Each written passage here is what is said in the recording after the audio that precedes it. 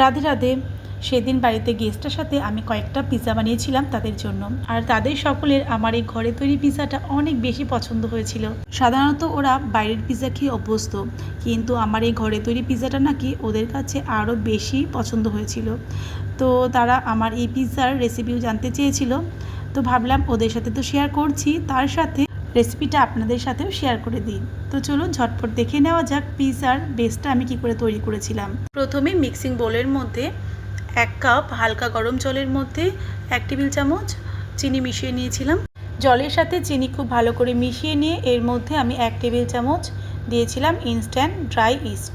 তারপর ইস্টটাকে খুব ভালো করে মিশিয়ে নিয়ে আমি ঢাকা চাপা দিয়ে 5 মিনিট রেখে দিয়েছিলাম ইস্ট অ্যাক্টিভ হওয়ার জন্য।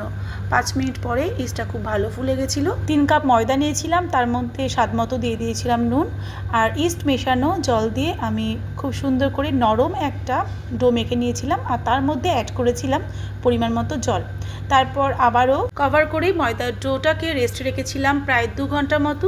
আর 2 ঘন্টা পরে আপনারা তো দেখলেন কতটা সুন্দর একটা ডো তৈরি হয়ে গেল।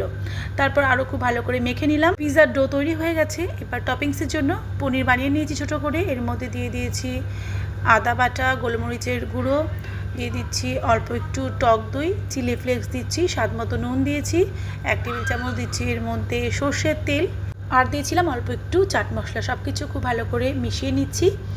তো এটাকে 5 মিনিট রেস্টে রাখবো। ওদিকে পিৎজার বেসটাকে আমি তৈরি করে নিচ্ছি। তো মেখে রাখা ডো থেকে আমি এরকম পিৎজার জন্য লেচি বানিয়ে নিয়েছি, যতটুকু বড় সাইজের আমি পিৎজা বানাবো। তো এবারে হাতের সাহায্যে আমি এটাকে পিৎজার রুটিটা তৈরি করে নিচ্ছি, পিৎজা বেস। তো এটা যেহেতু অনেক নরম ছিল, তো হাতের সাহায্যে চাপ দিয়ে না খুব সুন্দর ইজিলি এরকম একটা বেস কিন্তু আমি তৈরি করে নিতে পেরেছি। তো এটাকে আমি এখন ওভেনে বেক করব, তার জন্য ওভেনের ট্রের মধ্যে তুলে নিয়েছি। আর আমি যেহেতু 2-3টে পিৎজা একসাথে বানাচ্ছি, তো একটা কিন্তু আমি গ্যাস ওভেনেও বেক করব, তাওয়াতে। তো এর ওপরে আমি এবার দিয়ে দিয়েছি পিৎজা সস, যেটা আমি ঘরেই তৈরি করেছি। এর রেসিপি কিন্তু আমি এর আগে শেয়ার করেছি, এই পিৎজা সস বা চাটনির। যদি আপনাদের আবারও এর রেসিপি চাই তো আমাকে অবশ্যই কমেন্টসে জানাবেন, আমি কিন্তু রেসিপি লিঙ্ক ডেসক্রিপশানের নিচে অবশ্যই শেয়ার করে দেব। তারপরে ওপরে আমি দিয়ে দিয়েছি কিছু গ্রেট করা চিজ, তার উপরে মেখে রাখা পনিরগুলোকেও দিয়ে দিয়েছি, আর কিছু ক্যাপসিকাম আর সুইট কর্ন দিয়ে টপিংস করে নিয়েছি। এবার ওপর থেকে আমি মোজারেলা চিজ দিচ্ছি ভালো করে গ্রেট করে, কিছু টমেটো স্লাইস দিয়ে দিয়েছি, কিছু বেসিল লিভস দিচ্ছি। হাতের কাছে যদি বেসিল লিভস না থাকে তো স্কিপ করবেন, কোনো অসুবিধে নেই, এমনিতেও অনেক সুস্বাদু হয়। কিন্তু বেসিল লিভসটা দিলে কি হয় না, পুরো একদম পারফেক্ট একটা পিৎজার খুব ভালো ফ্লেভার আসে। ওপর থেকে কিছুটা অরিগানো আমি দিয়ে দিয়েছি।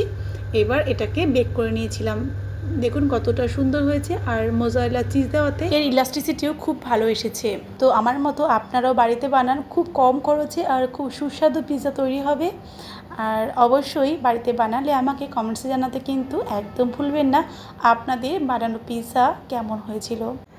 তো এখনকার মতো ভিডিওটা এখানে শেষ করছি। দেখা হচ্ছে নতুন রেসিপির সাথে। সবাই খুব ভালো থাকবেন। রাধে রাধে।